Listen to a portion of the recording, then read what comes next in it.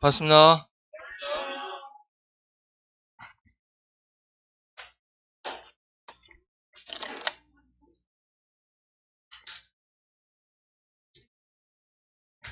오늘 저기 건축법 먼저 하자 했죠? 예. 저기 최근 기본서 482페이지 쪽으로 바로 넘어갈까요?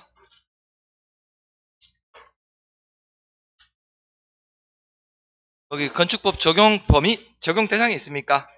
예. 거기서부터 하시면 되고요. 책에도 보실 분은 66페이지 참고하시면 됩니다. 나중에.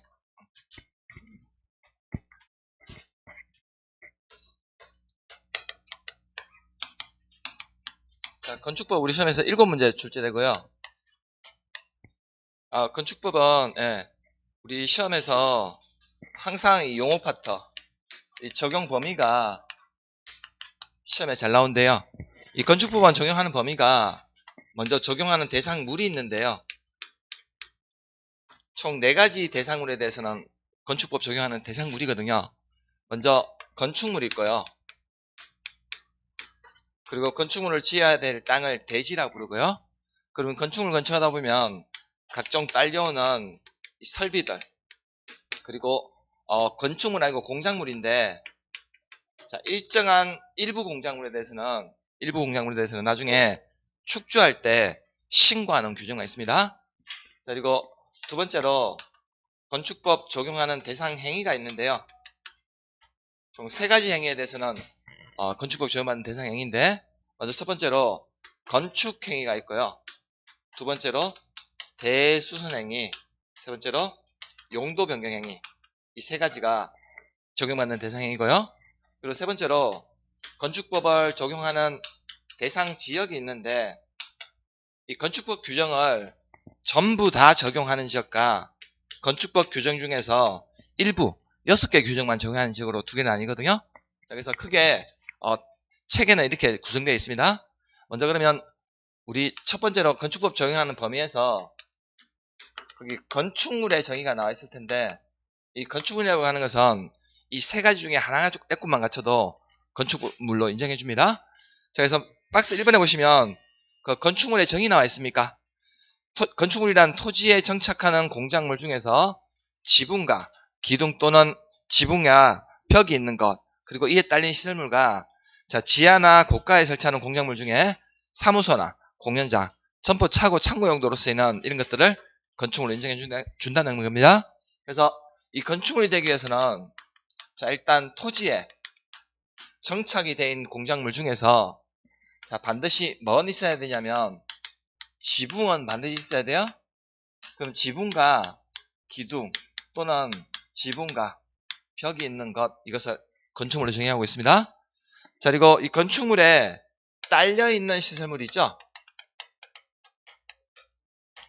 대표적으로 뭐 담장이나 대문같이 이렇게 딸려있는 이런 시설물들도 건축물로 인정해 주고요.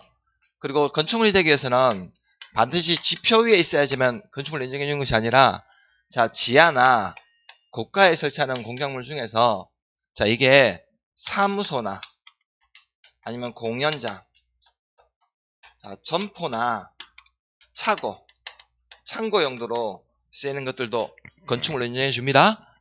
그래서 반드시 건축물이 되기 위해서는 지표 위에 있어야지만 건축물이 되는 건 아니에요. 그래서 우리 보통 도시철도 같은 거 타면 여기 바늘땅 있습니까? 바늘땅형 같은데 우리 지하에 점포 뭐라고 부르죠? 지하상가. 지하상가도 건축물 맞습니다. 지하상가도.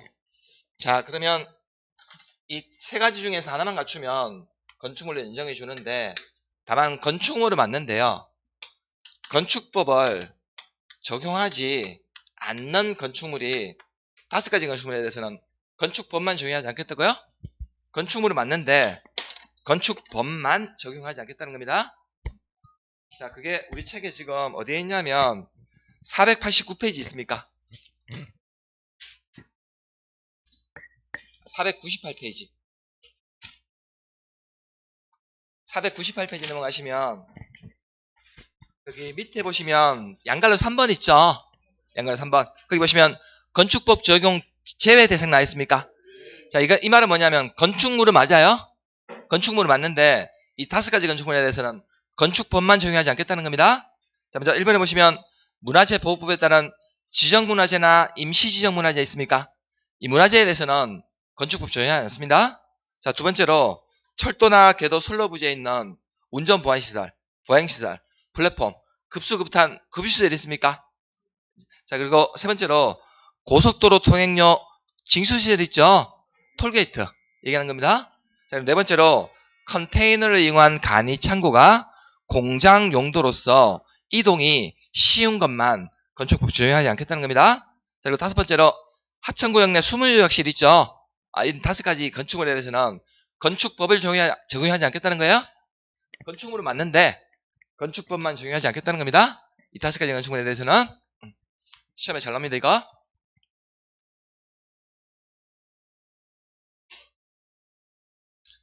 자, 그러면 이제 밑에 가시면 482페이지 넘어오시면 다시요. 앞으로 넘어올까요?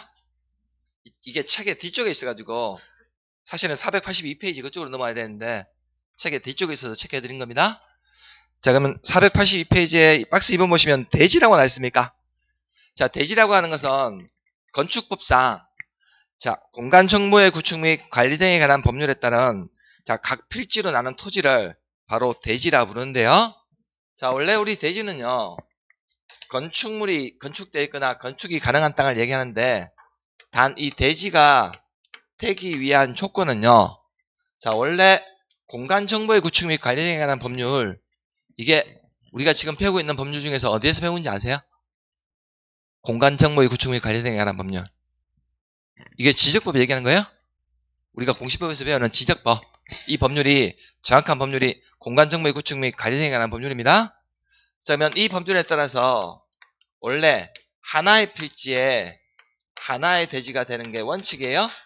이게 원칙인데 자, 다만 우리 대지는요. 건축부에서는 자, 필지가 2필지 이상이 되거나 아니면 하나의 필지 일부를 하더라도 건축법상에서 하나의 대지가 될 수가 있다는 겁니다. 그래서 우리 그 학개론 시간에 필지 획지란 개념 배우셨죠? 필지 획지 둘 다 토지의 등록 단위인데 자, 필지는 법적 개념으로 분류한 거고 획지는 경제적 개념으로 분류한 거거든요. 자, 그러면 원래 법적 개념인 하나의 필지에 하나의 대지가 되는 게 원칙이에요. 다만 필지가 2개 이상이 되거나 하나의 필지 일부를 하더라도 우리 건축부에서는 하나의 대지가 될 수가 있다는 겁니다. 자, 그래서 우리 책에 보시면 거기 양갈로 2번에 보시면 2 이상의 필지를 하나의 대지로 할 수 있는 토지가 있고 그 다음에 오른쪽 가시면 3번에 하나 이상의 필지 일부를 하나의 대지로 할 수 있는 토지 있습니까? 그 밑에 표 있죠, 표. 우리 시험에서요. 한 번도 안 나왔어요. 32년 동안. 한 번도 안 나왔다고요? 그러니까 그 표 안 보셔도 돼요? 다만 필지 개념은 원래는 하나의 필지 하나의 대지가 되는 게 원칙인데 2필지 이상이거나 하나의 필지 일부를 하더라도 건축부에서는 하나의 대지가 됩니다.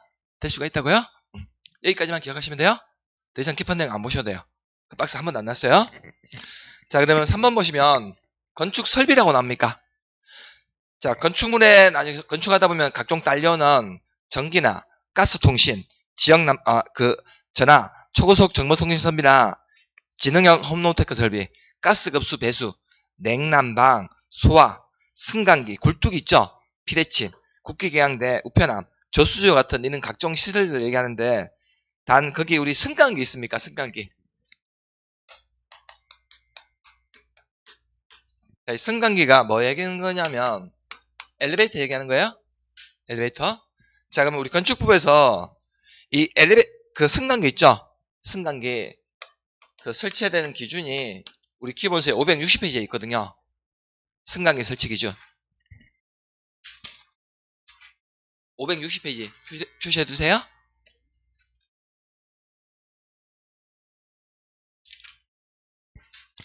거기 560페이지 밑에 보시면 양갈로 5번에 승용 승강기라고 나와 있습니까? 그럼 우리 건축부에서요. 승강기 있죠. 승용 승강기. 사람이 타고 내리는 승용 승강기. 의무적으로 설치된 층수 있죠. 우리 건축부에서 규정하고 있는 건축물 중에서는 몇 층 이상이냐면 6층 이상이에요? 이 건축물이 6층 이상으로서 거기 밑에 보니까 동그라미 1번 있죠? 설치 대상. 건축주는 그 6층 이상으로서 연면적이 2000제곱미터 이상인 건축물을 건축하고자 할 때는 반드시 뭐 설치해야 된다고? 승강기 설치, 엘리베이터 설치해야 된다는 거죠? 그래서 이 건축물이 6층 이상으로서 연면적이 2000제곱미터 자, 이상이 되는 건축물일 때는 이 건축주는 이 건축물에다가 뭐 설치하라고? 승용 승강기 의무적으로 설치하라는 거죠? 승용 승강기. 자, 다만 거기 오른쪽 가시면 561페이지에 양갈로 6번에 비상용 승강기 나옵니까? 단 높이를 몇 미터 초과할 때 32m 초과하는 건축물에는 자, 비상용 승강기까지 추가적으로 설치해야 된다는 거죠? 그 말은 뭐냐면 만일에 이 건축물이 6층 이상으로서 연면적이 2000제곱미터 이상인데 자, 지금 높이가 35m예요? 그럼 31m 초과했습니까? 35m면 1m 초과했죠? 그러면 31m를 초과하게 되면 승용 승강기 외에 추가적으로 또 뭐까지 설치하라고? 비상용까지 추가적으로 설치하라는 겁니다. 6층 이상으로서 연면적이 2000제곱미터 이상이 되면 이때는 승용 승강기만 설치하면 돼요. 근데 높이가 31m 초과하게 되면요. 이때는 비상용까지 추가적으로 설치해야 됩니다. 자, 거기 체크해 두셨습니까? 560페이지. 자, 이게 우리가 건축 설비 중에서 승강기 설치 기준입니다. 우리 건축부에서 규정하고 있는. 자, 그럼 이제 책을 넘겨가지고 484페이지예요. 자, 4번에 보니까 거기 신고 대상 공작물 나와 있습니까? 자, 그러면 우리 건축법 적용받는 대상물 중에서 자, 모든 공작물이 아니라 자, 일부 공작물에 대해서는 나중에 건축법 적용을 받는데 다만 이 일부 공작물을요 건축물과 분리하여 축조하는 경우에는 나중에 축조할 때요 신고하는 규정만 있습니다. 자, 그래서 대지를 조성하기 위해서 자, 아래와 같은 공작물을 건축물과 분리하여 축조하는 경우 특자시장, 특별지사, 시장구청장에게 신고해야 된다는 거죠. 그래서 이걸 다른 말로 신고대상 공작물이라고 부르는데 그러면 이 신고대상 공작물은 자, 숫자로 보면 2, 4, 5, 6, 8, 30인데요. 자, 2부터 8까지는요. 이 공작물의 높이를 얘기하는 거고 자, 이 30은 뭐냐면 이 공작물의 바닥 면적을 얘기하는데요. 자, 만일에 높이가 2m를 넘는 있죠, 넘는. 거기 박스에 보니까 좌측에 신고 규모에 보니까 다 거기 넘는이라는 표현 되어 있습니까? 그럼 여기서 넘는의 의미는 뭐냐면 초과의 의미입니다. 넘는의 그 의미는 초과의 의미라고요? 자, 그러면 2m를 초과하고 이상이라는 개념이 있을 때 우리 2m 초과한다는 개념은 뭡니까? 2m를 초과한다는 개념은 앞에 있는 이 숫자를 포함하고 안 하고 안 하는 개념이고 2m 이상이라는 개념은 숫자를 포함하는 개념입니다. 자, 그러면 만일에 높이가 2m를 넘는 옹벽이나 담장이 있죠? 이걸 건축물과 분리하여 축지할 때는요. 나중에 축지할 때 말하고 신고하라고요? 신고. 그럼 만일에 옹벽이나 담장을 2m까지 축지할 때는 신고해야 안 해요? 2m까지 축지할 때는 신고 안 해도 돼요? 근데 2.5m 정도 축지할 때는 신고하고 해야 됩니다. 여기서 넘는 의미는 초과 의미라고요? 자, 그리고 두 번째 보시면 거기 4m를 넘는 있습니까? 4m. 자, 4m를 넘는 자, 광고탑이나 광고판 그리고 장식탑이나 자, 기념탑 같은 거에 이게 4m 초과할 때는요. 이거 축지할 때 신고하고 해야 됩니다. 자, 그리고 저 밑에 가시면 거기 5m 있습니까? 5m. 자, 거기 보니까 5m를 넘는 이죠. 자, 5m를 넘는 태양에너지 발전 설비 있죠? 이거 축조할 때는요. 신고하고 해야 됩니다. 자, 그리고 위로 가시면 거기 4m 밑에 6m 있습니까? 자, 6m를 넘는 이죠? 6m를 넘는 굴뚝이나 아니면 통신용 철탑이나 그 다음에 골프 연습장 철탑 같은 거 있죠? 통신용이나 골프 연습장 철탑 같은 거 이거 6m 초과하게 되면 축조할 때 신고하게 된다고요? 그리고 바로 밑에 보시면 거기 8m를 넘는 있고 8m 이하가 있나요? 자, 만일에 8m를 넘는 고가 수조 있죠? 물탱크 얘기하는 겁니다. 이 물탱크가 8m 초과하게 되면 축조할 때 신고해야 되고, 자, 8m 이하에 기계식 철골 조립식 주차장 있습니까? 기계식 주차장. 이런 것들은요, 8m 이하가 되면 나중에 공장으로 와서 축조할 때 신고해야 됩니다. 그리고 거기 보시면, 자, 밑에 보면 바닥 면적이라는 표현 나 있습니까? 자, 바닥 면적이 30제곱미터를 넘는 있죠? 넘는 지하 대피요. 자, 이것도 축조할 때 나중에 신고하고 해야 됩니다. 자, 그래서 우리 건축부에서 나중에 이 공작물들을 건축물과 분리하여 축조할 때는 허가권자에게 신고만 하면 되는데, 그러면 신고 대상 이 공작물은요, 자, 옹벽이나 담장은 몇 미터입니까? 2m 초과한다는 거죠? 그래서 일명 옹담이라 불러요. 옹담이. 자, 그리고 우리 광고 있죠, 광고. 광고나 우리 물건 파는 사람들이 물건을 장식해야 될 이유는 뭡니까? 소비자들한테 물건을 사라고? 광고하죠? 광고하는 이유는 소비자한테 물건 사라고? 그래서 광고탑, 장식탑 이런 것도 몇 미터? 물건 사라고 하는 거니까. 4m 초과할 때, 축조할 때 신고한다고요? 자, 그리고 우리 몇 년 전에 우리 여성분들 설레게 했던 드라마 태양의 후예 기억나십니까? 태양의 후예. 송중기 나왔던 거. 이번에 속편 만들어지거든요. 태양의 오해라고. 태양 에너지 발전소비 몇 미터 초과할 때? 5m 초과할 때요? 그래서 태양의 오해라고 부릅니다. 태양의 오해. 자, 그리고 우리 굴뚝이나 철탑 같은 거 보면요. 굴뚝 철탑. 이런 거 보면 철탑 맨 꼭대기 보면 꼭대기 부분 좀 뾰족합니까? 철탑 꼭대기 보면. 철탑 꼭대기 부분 좀 뾰족하게 생겼죠? 이렇게 뾰족하게 생긴 건 몇 미터? 6m 초과할 때요? 6m 초과할 때 축조할 때 신고한다고요? 자, 그리고 혹시 집에 안마기 쓰시나요? 집에 안마기 하나씩 있습니까? 나중에 집에 가셔가지고 그 안마기 고주판지, 저주판지 보세요? 고주판지, 저주판지? 그래서 고가 수준은 8m 초과할 때고, 자, 주차장은 8m 이하입니다.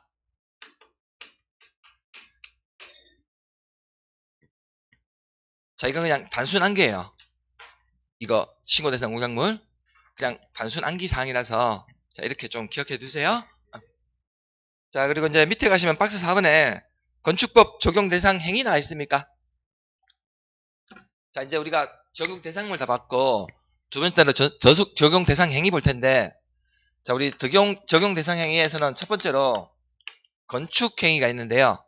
자, 건축 행위라는 것은 먼저 신축, 증축, 개축, 재축, 이전하는 행위, 이 5가지를 바로 건축 행위라 부릅니다. 자, 그래서 먼저 1번 보시면 거기 박스에 여기 있나요? 박스 첫 번째 보시면 거기 신축이 있습니까?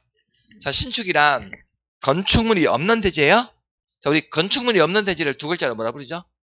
나지라 부르죠. 그럼 나지에다가 자, 새로운 건축물을 자, 축조하는 것을 바로 신축이라 부르는데, 다만 가로 안에 보면 부속 건축물만 있는 대지에다가 새로 주대용 건축물을 축조하는 것을 포함한다 나 있죠. 그래서 우리 신축이라는 것은 건축물이 없는 나지에다가 자, 새로운 건축물을 축조하는 행위를 신축이라 부르는데, 자, 다만 신축 행위는 자, 부속 용도인 건축물이 있었는데 옆에다가 주된 건축물 축조하는 것까지를 포함해서 신축 행위라 합니다. 자, 그리고 오른쪽 가시면 증축 나와 있습니까? 자, 증축이라고 하는 것은요, 자, 기존 건축물이 있었는데 건축 면적이나 연면적, 그리고 높이나 층수가 더 늘어난다는 거죠. 더 증가하게 되면 이때는 증축이라 부릅니다. 자, 그러면 세 번째 가시면 개축 나옵니까? 자, 개축이라고 하는 것은요. 자, 기존 건축물의 전부 또는 일부를 그 밑에 줄에 가시면 거기 밑에 줄에 가시면 그 해체라는 단어 보입니까? 해체 동감하셨어요? 그 대지에 종전과 같은 규모의 범위에서 축조하는 것을 개축이라고 부르고, 자, 재축이라고 하는 것은요, 건축물이 천재지변이나 그 밖의 재해로 어떻게 됐습니까? 멸실에 동감하셨어요. 된 경우에, 자, 그 대지에 다음의 요건을 모두 갖춰 축조하는 것을 말한다 했습니까? 자, 1번에 연면적 합계는 종전 규모 이하일 것이고, 그리고 2번에 동감 1번 보시면 동이나 층수, 높이가 모두 종전 규모 이하일 것 나있습니까? 자, 그러면 자, 개축하고 재축은요. 자, 기존 건축물을 해체하느냐 아니면 자연재해로 멸실되느냐의 차이는 있어요? 위에 거는 해체하는 거고 밑에 거는 멸실되는 거라고요? 자연재해로. 자, 다만 이 둘은요. 공통점은 뭐냐면 종전보다 더 커져요? 커지진 않아.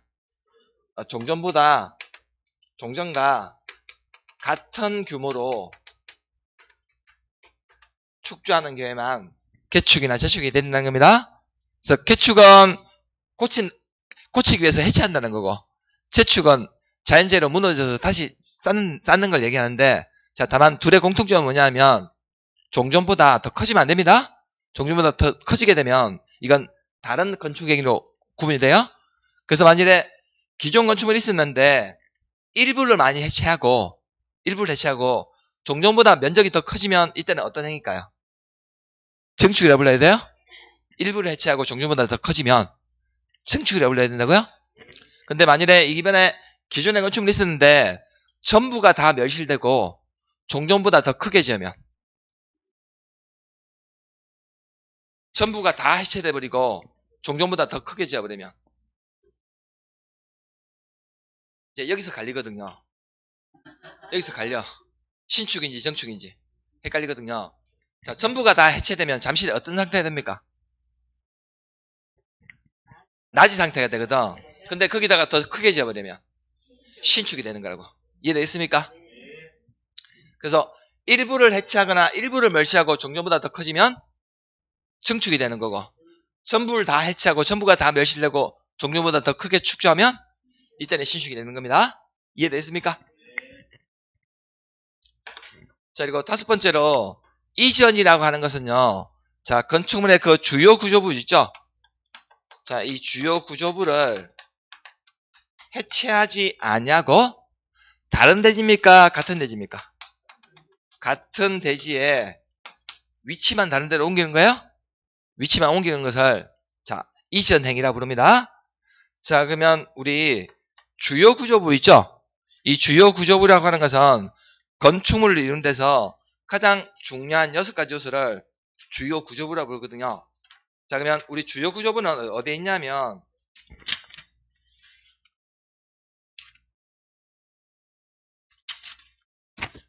이 476페이지 앞쪽 보시면 건축법 용어 정의에서 자, 중간에 보면 3번 있습니까? 476페이지 건축법 용어 파트에서 그 3번에 주요 구조부 나옵니까? 다 찾으셨어요? 자, 주요 구조부란 내력벽, 기둥, 바닥보, 지붕틀, 주계단을 바로 주요 구조부라고 부릅니다. 자, 그래서 우리 주요 구조부를 이전이라고 하는 것은 해체하면 안 되거든요.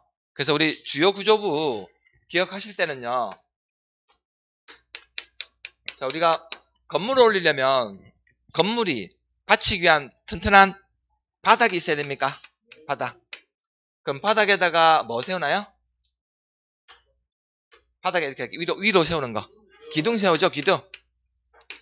기둥을 세우죠, 기둥. 그럼 기둥과 기둥을 이렇게 잡아주면서 사면에서 바람이라는 걸 막기 위해서 벽을 쌓죠. 벽. 그럼 이 벽 중에서는 건축물의 하중을 직접적으로 견디는 벽을 내력벽이라고 부릅니다. 그러면 기둥과 기둥과 이렇게 연결해가지고 나중에 건물의 건간이 되는 보를 쌓아야 되죠. 보. 그리고 나중에 이 보와 보를 이렇게 서로 나중에 위에서 지붕 올리기 전에 지붕 틀을 짜야 되죠. 지붕 틀. 그리고 나중에 우리 건축물 중에서는요. 건축물에서는 모양이 예쁜 것도 중요하지만 안전이 핵심이거든요. 그럼 안전의 핵심은 뭐냐면 건물에 화재가 발생했을 때 빨리 여기를 통해서 밖으로 대피돼야 돼요.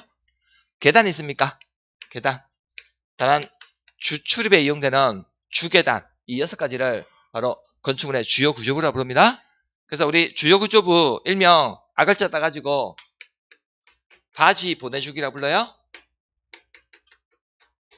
바지 보내주기 주요 구조부 일명 줄여서 자, 그래서 이 바가 뭐냐면 건축물의 바닥을 얘기하는데 이 바닥 중에서 건축물의 최하층 바닥이 있습니까? 최하층. 맨 밑에 있는 최하층. 최하층 바닥은 주요 구조부 아닙니다. 자, 그리고 이 지는 뭘까요? 지. 지붕이에요? 지붕 틀이에요? 지붕 틀입니다. 지붕이 아니에요? 자, 그리고 이 보는 뭐냐면 대들보를 얘기하는 거고, 자, 우리 대들보와 대들보를 서로 연결시켜주는 작은 보가 있거든요. 작은 보는 주요 구조부 아니에요? 작은 보는 주요 구조부가 아니라고요? 대들보 얘기하는 거고, 자, 그리고 이 내는 뭐냐면 내력벽 얘기하는 거고, 자, 이 주는 뭐냐면 주계단 얘기하는 겁니다. 피난계단, 특별히 피난계단 같은 건 주요 구조부 아니에요? 그리고 이 기는 뭐냐면 건축물의 기둥. 단 이 기둥 중에서 기둥과 기둥을 서로 연결시켜주는 사이 기둥은 주요 구조부 아닙니다.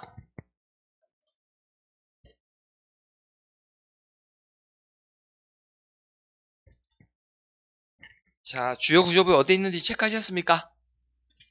그래서 우리 이전 행위라고 하는 것은 건축물 이런 데서 가장 중요한 이 6가지 요소인 주요 구조부를 해체해요, 안 해요? 이전 행위는 해체하지 않고 같은 대지에서 다른 위치로 옮기는 것을 바로 이전 행위라고 부릅니다. 이걸 해체하면 안 된다고요?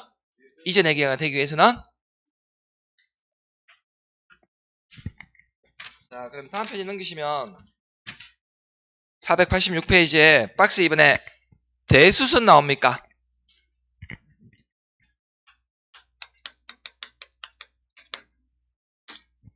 자, 이 대수선 행위라고 하는 것은요. 자, 건축물의 주요 구조부 등을 자, 청설 해체하거나 자, 또는 수선 변경하는 행위를 대수선 행위라고 부르는데, 자, 그러면 우리가 건축물을요. 자, 이 주요 구조부 등을 해체하는 게 더 위험합니까? 수선하는 게 더 위험합니까? 주요 구조부 등을 해체하는 게 더 위험해요? 수선하는 게 더 위험한 행위예요? 아니, 기둥이나 벽 이런 거 잘못 해체하면 무너져요? 건물 전체 붕괴된다고. 수선하는 것은 그냥 밖에 모양, 외곽의 이런 형태만 이런 거 변형시키는 거예요. 그래서 우리 주요 구조부 등을 해체하는 행위는 더 위험합니다. 자, 그래서 우리 주요 구조부 등을 만일에 해체할 때는, 해체나 증설할 때는요, 개수와 관계없어요? 개수와 관계없이 무조건 대수선행위인데, 단 수선하거나 변경하는 행위가 대수선 행위가 되기 위해서는 적어도 개수가 어느 정도 이상이 돼야지만 이때는 대수선 행위라는 겁니다. 자, 그럼 이제 밑에 보시면 거기 주요 구조부 중에서 자, 2번하고 거기 4번하고 5번 있습니까? 2번, 4번, 5번. 자, 그러면 주요 구조부 등을 증설하거나 해체하는 행위가 대수선행위인데, 자, 그러면 2번, 4번, 5번 보시면 자, 2번에 기둥이 있죠? 밑줄 꺼두세요. 4번에 보 있습니까? 밑줄 꺼두시고, 5번에 지붕틀이 있습니까? 밑줄 꺼두세요. 2번, 4번, 5번입니다. 자, 그러면 기둥이나 보, 지붕틀, 기둥이나 보, 지붕틀. 이건 우리가 좀 전에 봤던 주요 구조부 맞습니까? 주요 구조부 맞죠? 그러면 기둥이나 보, 지붕틀을 자, 청설 해체하거나 자, 또는 수선 변경한 행위가 대수선행인데 단 기둥을 보를 지붕틀을 각각을 한 개를 청설하거나 해체하더라도 이건 대수선이에요?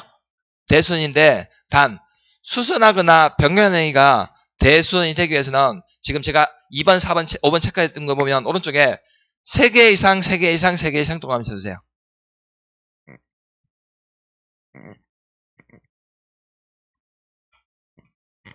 자, 이거 섞어서가 아니고요.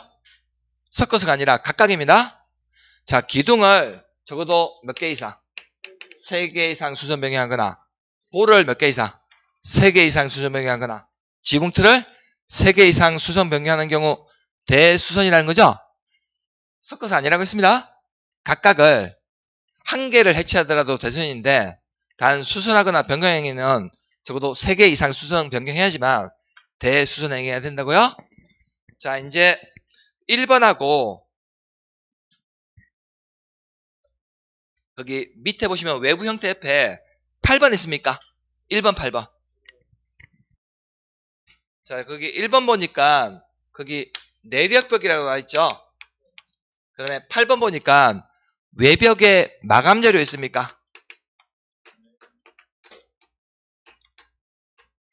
그럼 내력벽이나 외벽의 마감 재료를 청설 해체하는 행위는요.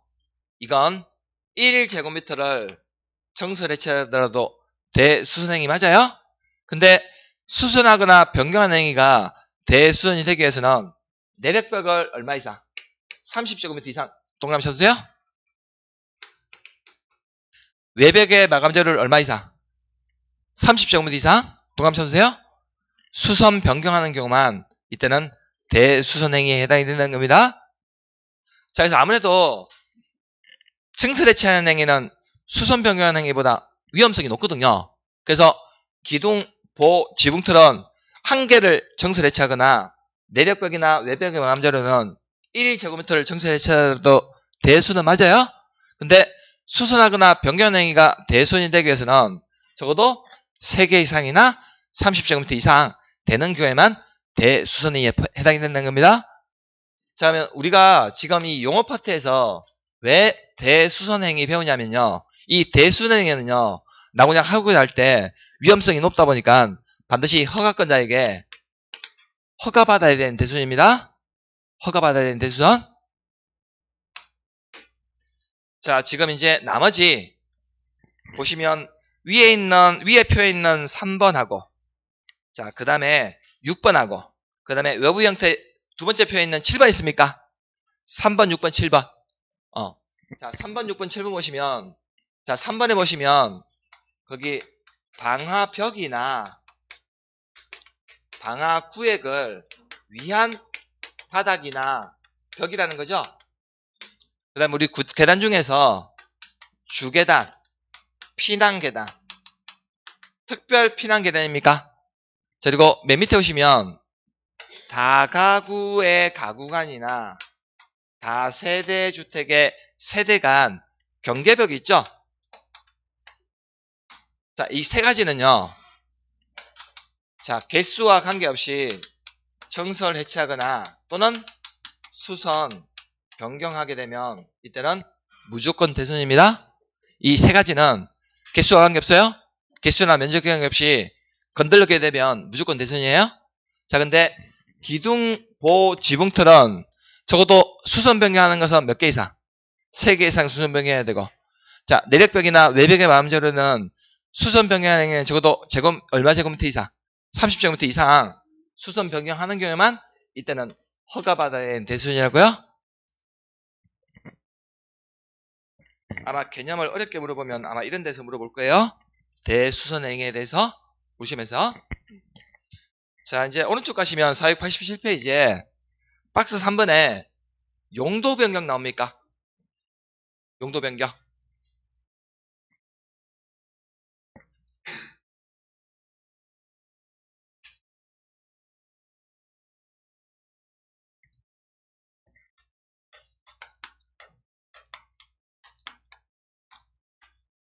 자, 우리 건축부에 보면요. 건축물의 용도라고 하는 것은 총 29개 용도가 있거든요. 29개. 근데 이 29개 건축물의 용도를 자, 위험성 정도에 따라서 이걸 9가지 시설군으로 구분할 수 있다는 겁니다. 자, 그래서 이런 건축물의 용도 간에 서로 변경할 수 있거든요. 이걸 용도 변경이라고 부르는데, 자, 그러면 먼저 487페이지 2번 보시면 건축물의 용도는 다음과 같이 구분하되 각 용도에 속하는 건축물의 세부 용도는 대통령령으로 정한다 나 있습니까? 자, 그러면 다음 페이지 넘기시면 아마 별표 나올 거예요. 거기 나옵니까? 488페이지. 거기 보니까 거기 별표 안에 1에 보면 거기 단독주택 나옵니까? 그리고 쭉 내려가시면 큰 2번에 공동주택 나옵니까? 그리고 오른쪽 위로 올라가시면 3번에 일종 근린생활 나옵니까? 그리고 중간쯤에 가시면 4번에 이종 건색 나옵니까? 이걸 건축물의 용도라고 부르거든요. 용도. 그러면 책을요. 거기서 한 3장 정도 넘겨볼래요?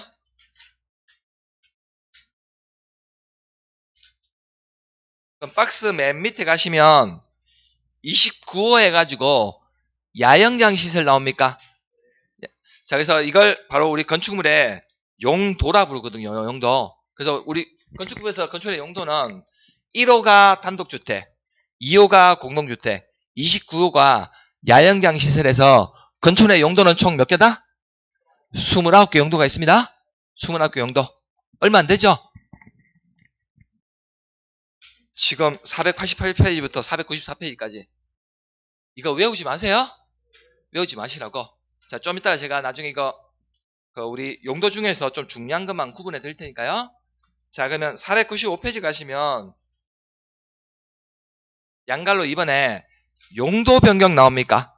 자, 우리가 좀 전에 봤던 29개는 건축물의 용도라 부르고 이 용도를 위험성 정도에 따라서 시설군으로 구분했는데 그 밑에 보니까 박스 있죠, 박스. 표 만들어져 있습니까? 그 좌측에 보니까 시설군 있고 오른쪽에 가니까 용도군 있습니까? 그러면 총 9개 시설군으로 구분되는데 먼저 첫 번째 시설군은 보니까 자동차 관련 시설군이 있습니까? 자, 두 번째는 산업등의 시설군 있죠? 산업등의 시설. 자, 세 번째는 전기, 통신 시설군 있습니까? 자, 네 번째가 문화, 집회 시설군 있죠? 자, 다섯 번째가 영업 시설군 있습니까? 여섯 번째가 교육, 복지 시설군 있죠? 일곱 번째가 근린생활 시설군 있고 여덟 번째가 주거, 업무 시설군 있습니까? 그리고 마지막이 자, 그 밖의 시설군을 그냥 기타 시설군으로 묶어버리세요. 편하게 그냥 기타 시설군이라고 하세요. 자, 그래서 우리 건축물의 용도에 따른 시설군은 총 9개의 시설군으로 구분되는데 그럼 이 시설군에 따른 건축물의 용도는요. 자, 우리 자동차 관련 시설군 안에는 용도가 몇 개만 있습니까? 딱 하나만 있어요. 자동차 관련 시설 딱 하나만 있고 자, 산업 등의 시설군 보니까 총 7개 있죠? 산업 등의 시설군 1번부터 7번까지 있습니까? 자, 그러면 우리가 산업 등의 시설군 좀 쉽게 기억하시려면 우리 산업시설 하면 제일 먼저 어떤 건축물 떠오릅니까? 공장 떠오릅니까? 공장. 그러면 공장에서 자, 제품을 생산하게 되면 이걸 어디에 보관해야 돼요? 창고에 보관해야 돼요? 창고 있습니까? 창고가 저기 5번에 있죠? 그럼 창고에 보관된 물건을 이걸 운반하려면 운수시설이 필요하죠? 운수시설? 자, 4번 있습니까? 운수시설. 자, 그러면 우리 운수시설은 대형 트럭 같은 거 얘기하는 거거든요. 그럼 우리 대형 트럭 같은 거 물건 많이 싣고 과적하거나 가속하는 거 보면 좀 되게 위험해 보입니까? 위험. 그래서 위험물 저장 처리시설로 분류되거든요. 그거 있습니까? 2번에. 그러면 이 위험한 운수시설 잘못 운전하게 되다가 사고라도 나면 홍콩 가겠죠? 사고 나면 그럼 홍콩 가면 어디로 가야 됩니까? 장례식장에 모셔야 되겠죠? 그 장례식장이 있습니까? 7번에.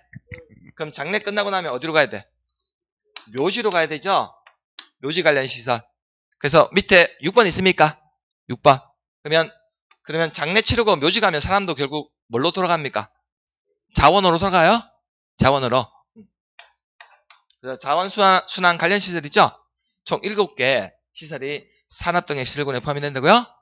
책에 나와 있는 순서대로 기억하면 너무 힘들어요. 암기하기가. 자, 그 다음에 전기통신시설군은 보니까 2개 있습니까? 자, 방송통신시설하고 발전시설 2개 있죠? 그리고 문화 및 집회시설군에는 총 4가지 건축물의 용도가 있는데 오른쪽 가니까 문화 및 집회시설, 종교시설, 그 다음에 위락시설 있습니까? 그 다음에 관광휴게시설 있죠? 이 4가지 시설이 문화 및 집회시설군에 포함이 됩니다.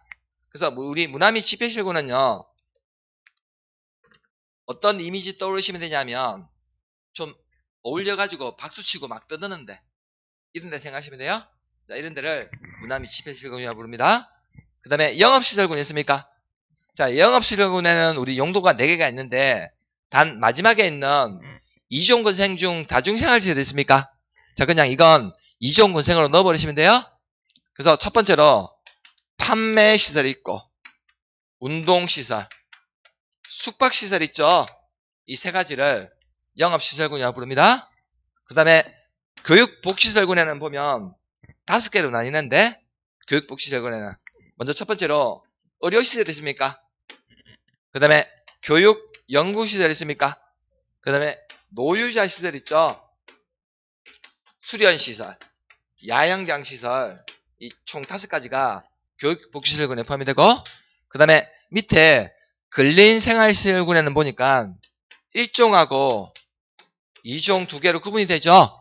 그 다음에 주거업무시설군에는 보니까 4개로 구분됩니까? 단독하고, 공동주택 있고, 업무시설하고, 교정 및 군사시설 있죠? 총 4가지로 구분이 되고요. 기타 시설군에서 동식물 관련 시설로 구분됩니다. 그래서 자동차 관련 시설은 하나밖에 없고, 산업 등의 시설군이 7개로 제일 많죠? 하나 7개니까 8개고, 전기통신시설군은 2개니까 여기까지 10개죠. 10개. 10개. 그 다음에 문화 및 집회시설군은 4개가 있고, 그 다음에 영업시설군은 3개, 그 다음에 교육복지시설군은 5개라는 거죠? 그러면 5개, 3개, 4개니까 12개입니까? 12개. 그 위에가 10개고, 그러면 22개하고 23, 24, 25, 26, 27, 28, 29 해서 총 건축물의 용도는 29개 용도로 나뉘는 겁니다. 29개 용도. 자, 그러면 우리가 건축물에 이런 상호 용도간에요, 용도를 서로 변경할 수 있거든요.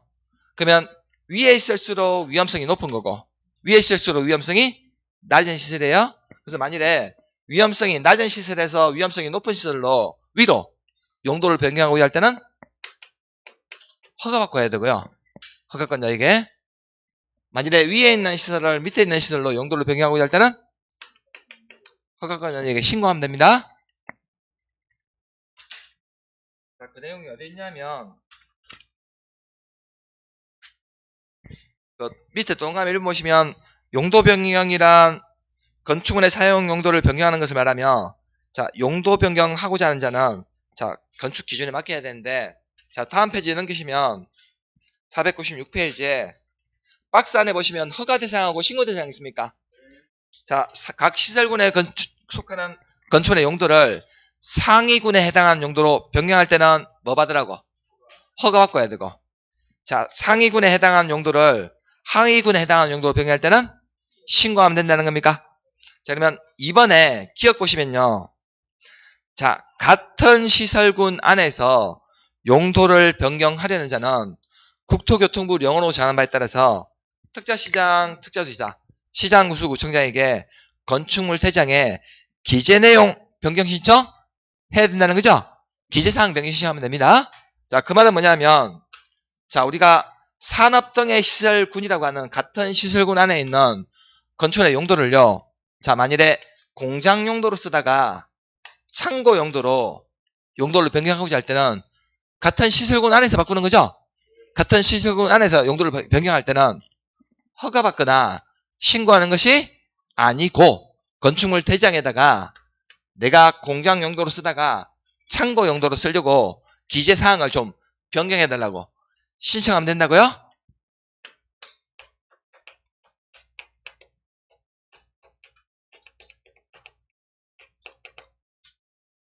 자, 이렇게 용도 변경은요, 총 3가지 방식으로 할 수 있거든요. 3가지 방식으로. 그래서 밑에서 위로 올라갈 때는 허가받아야 되고, 위에서 밑으로 내려올 때는 신고하면 되는 거고, 같은 시설군 안에서 바꿀 때는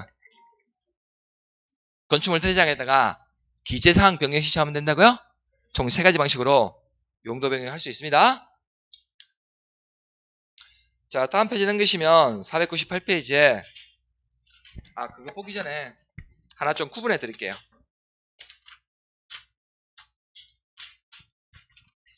그 책을 489페이지 앞쪽으로 가시면 우리 일상생활에서도 그렇고 시험에서도 한 번씩 가끔씩 물어보는데 우리 1종 있죠? 1종 근린생활시설하고 2종 근린생활시설.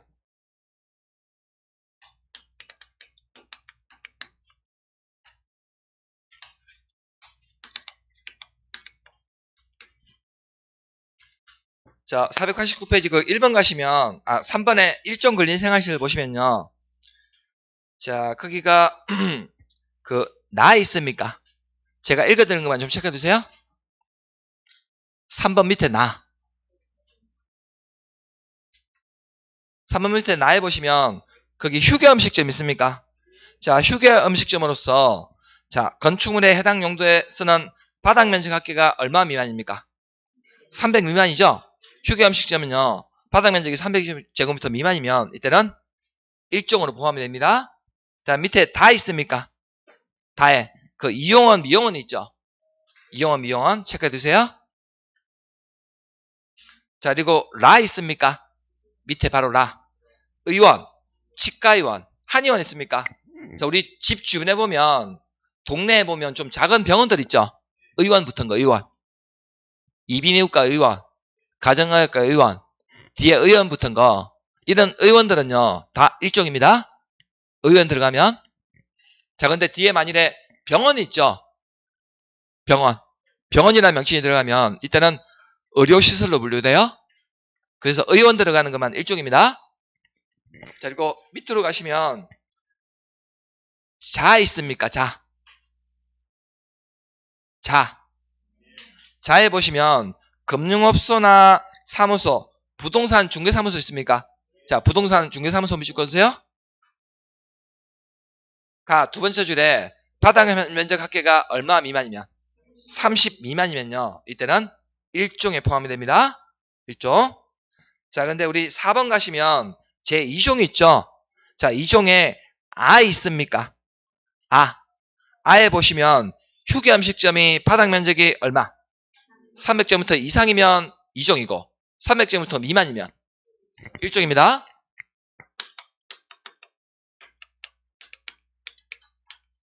그래서 우리 휴게음식점 있죠? 휴게음식점이요. 바닥 면적이 300제곱미터면 평수를 환산하면 90평. 90평 정도라고 보시면 돼. 90평 미만이면 뭐고? 1종 건생이고 휴게음식점이요. 자, 바닥 면적이 300제곱미터 이상이 되면 이때는 뭘로 바뀐다? 2종으로 바뀌게 된다고요. 자, 그리고 자에 보시면 일반 음식점 있습니까? 자, 우리 일반 음식점은요, 규모와 관계없어요? 일반 음식점은 규모와 관계없이 무조건 2종입니다. 그러면 휴게 음식점하고 일반 음식점은 차이가 뭔지 아세요? 이 두 개 구분하는 기준. 술 판매가 되냐 안 되느냐. 여기에 따라서 술 판매가 안 되면 휴게음식점, 술 판매가 되는 데는 일반 음식점입니다. 구분되셨습니까? 그래서 우리 동네 주변에 찻집 있죠. 작은 찻집. 커피숍. 작은 커피숍은 몇 종이다? 1종이에요. 우리 집 주변에 만일에 면적이 휴게음식점 그 대형 프랜차이즈 같은 데 있죠. 평수가 큰데 커피숍 이런 데는 2종이 포함이 된다고요? 우리 집 주변에 삼겹살집은 1종이에요, 2종이에요? 왜 2종이야? 일반 음식점이거든. 그래서 우리 집 주변에 보면 술 파는 음식점 있죠? 이걸 일반 음식점이라고 부르고 술이 판매 허용이 안 되는 데를 휴게 음식점이라고 부릅니다. 자, 그리고 책을 넘기시면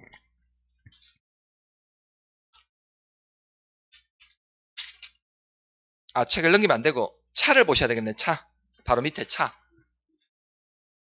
489페이지 그 차에 보시면 동물병원하고 동물미용실 있습니까? 동물병원하고 동물미용실. 자, 아까 우리 좀 전에 그 동네 주변에 이용원하고 미용원은 일종이었거든요. 이용원하고 미용원은. 근데 동물미용실은 몇 종이야? 2종이에요. 자, 우리 집 주변에 의원 있습니까? 뒤에 의원 붙은 거.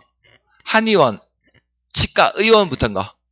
의원 붙은 것들은 다 몇 종이고? 1종인데, 자, 동물병원은 2종입니다. 자, 우리 사람들 머리 깎아주는 데는 몇 종? 1종. 동물들 털 깎는 데는 2종. 자, 우리 사람들, 우리 애들 데리고 가는 가까운 병원 있는 의원은 1종이고, 동물병원은 2종입니다.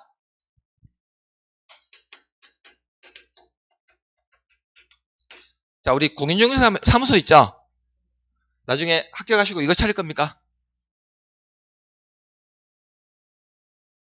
학교 가시고 이거 안 차실 거예요?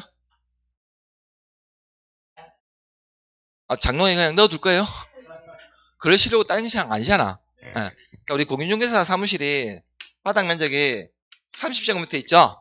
미만이면 이때는 1종입니다. 30제곱미터는 평수를 한산하면 89평. 89평 사이? 89평 사이면 1종이에요? 자, 근데 다음 페이지 넘기시면 거기 490페이지에 하에 있습니까? 하에 보시면 금융업소나 부동산 중개사무소 있죠? 중개사무소가 두 번째 줄에 바닥 면적 합이 500제곱미터 미만이면 이때는 2종에 해당이 됩니다. 그래서 우리 공인중개사 사무실이 바닥 면적이 30제곱미터 이상이 되면서 자, 바닥 면적이요 500제곱미터 미만이 되면 이때는 2종으로 해당이 됩니다. 근데 이거보다 더 커지죠? 이 면적보다 더 커지면 이때는 업무시설로 분류돼요. 업무시설로. 자, 우리 1종하고 2종에 공통적으로 나오는 거 좀 구분해 드리려고 해놨습니다. 공통적으로 나오는 것들. 그래서 나중에 그 개인적으로 하실 때 제일 공인중개사 사무실에 선호하는 평수가 8평에서 9평 사이거든요. 왜냐하면 평수가 너무 커버리면 관리비가 많이 들어. 그래서 제일 개인적으로 할 때 제일 선호하는 평수가 8평에서 9평 사이거든요. 공인중개사 사무실. 이때는 몇 종이다? 1종으로 분류된다고요. 1종. 나중에 우리 그 공인중개사 하시면요. 실제로 이 상가들 중에서 제일 많이 거래하는 게 뭐냐면 1종하고 2종이에요? 1종, 2종 제일 많이 거래한다고요. 좀 구분해 둘 줄 아세요, 이거? 실무에서도 잘 나올 거니까, 이건요. 자, 우리 건축법 적용 대상 지역은 나중에 시간 없어도 안 보셔도 돼요. 시험에 안 나와요. 적용 대상 지역은 우리 책에는 굴려놨지만 시험에 잘 나오진 않습니다. 자, 오늘 매일 정리 문제 여기 1번하고 2번 있습니까?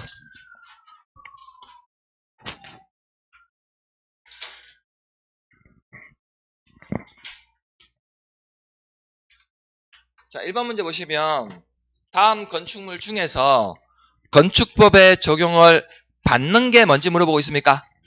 건축법 적용을 받는 게 뭔지 28회 때 나왔던 문제인데요. 자, 1번에 대지에 정착된 컨테이너를 이용한 주택은 건축법 적용 안 받죠? 자, 아까 컨테이너를 이용한 간이 창고는 안 받아요? 컨테이너를 이용한 간이 창고는 안 받는데, 자, 이게 공장 대지에서 이동이 쉬운 것은 적용 안 받는데, 자, 우리 컨테이너 주택으로 쓰죠? 주택으로 쓰게 되면 이때는 건축법 적용 받습니다. 자, 철도 선로 부지에 있는 운전 보안시설 적용 안 받고, 자, 임시지정문화재 안 받고, 고속도로 통행료 중개시설 적용 안 받죠? 자, 하천구역 내 수문조약시 적용 안 받죠? 자, 이번에 자, 2번 지문이 은근히 헷갈립니다. 자, 건축법상 대지 조성하기 위해서 건축물과 분리하여 공작물 축제하는 경우 특자시장, 특자도지사, 시장구조구 정장에게 신고해야 되는 공작물에 해당하지 않는 거 물어보고 있죠? 그래서 아까 우리 공작물 중에서 나중에 건축물과 분리해 축제할 때 2, 4, 5, 6, 8, 30 이 여기에 해당하는 공작물들은 나중에 축제할 때 신고해야 되죠? 근데 신고하지 않아도 되는 공작물은 자 그러면 지금 상업적인 설치하는 통신용 철탑인데 높이가 몇 미터입니까? 아까 철탑, 굴뚝 이런 건 몇 미터 있죠? 굴뚝하고 철탑은 자 굴뚝하고요 철탑은요 자 6미터 초과할 때만 신고하거든요. 굴뚝 철탑은 그럼 높이가 몇 미터입니까 지금? 8미터면 6미터 초과한 거 맞습니까? 그러니까 신고해야 되고 자 2번에 옹벽 있습니까? 아까 옹벽은 몇 미터 있죠? 옹벽은 2미터 옹담이었잖아요. 옹벽 담장은 2미터거든. 옹벽 담장은 2미터 초과할 때 신고해야 돼요? 근데 지금 몇 미터예요? 4미터니까 신고해야 되겠네요? 자 지금 아까 굴뚝은 몇 미터 했습니까? 굴뚝 철탑 6미터거든요. 6미터 초과할 때 신고해야 돼요? 근데 8미터니까 신고해야 되는 거 맞죠? 6미터 초과했으니까. 자, 우리 지하 대표는 바닥 면적이 30제곱미터 넘는 지하 대표는 축조할 때 신고해야 되죠? 자, 그러면 5번에 지금 장식탑이 몇 미터입니까? 자, 우리 4미터를 넘는이에요? 4미터 넘는 광고탑이나 광고판, 장식탑 있죠? 이건 4미터 초과할 때 신고한다고.